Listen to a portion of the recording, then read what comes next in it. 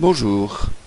Alors dans ce tuto vidéo nous allons voir la version du navigateur de Microsoft Edge, une version qui est spéciale puisqu'elle possède le même noyau que Chromium. Donc, par derrière c'est Google Chrome, voilà, basé sur Chromium.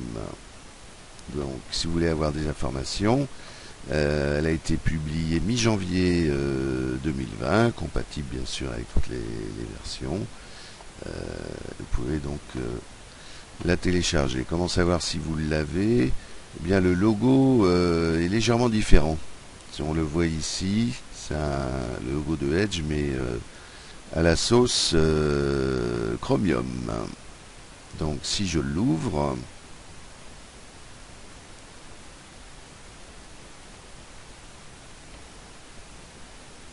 voilà, il se présente à peu près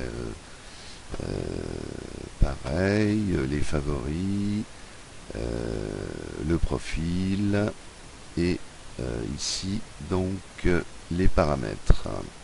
Donc ce qui est intéressant dans ce nouveau navigateur, en tout cas dans sa présentation, c'est par exemple la confidentialité.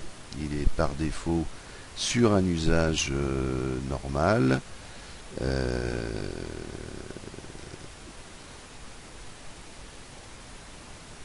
Voilà, c'est par exemple, vous pouvez, vous voyez ici, choisir une nouvelle fenêtre in private.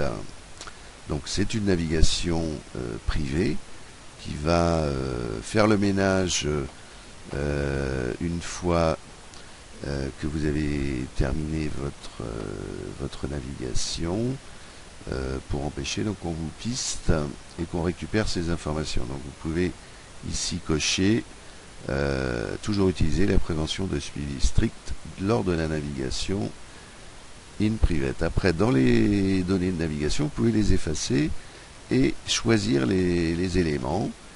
Donc ici vous pouvez choisir au cours des 24 heures, la dernière semaine ou à tout moment.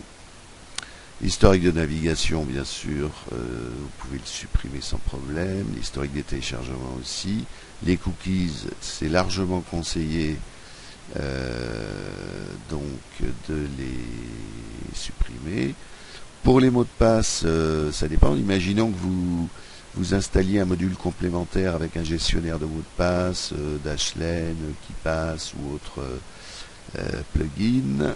À ce moment-là, vous pouvez effacer ces mots de passe puisqu'ils seront à ce moment-là conservés dans votre gestionnaire.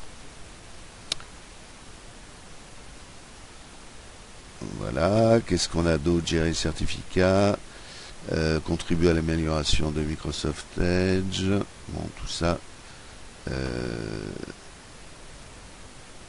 Bloquer les applications potentiellement indésirables, là, je pense qu'on peut le mettre. Voilà, donc un navigateur intéressant par les fonctions de protection de la vie privée qu'il propose. Merci.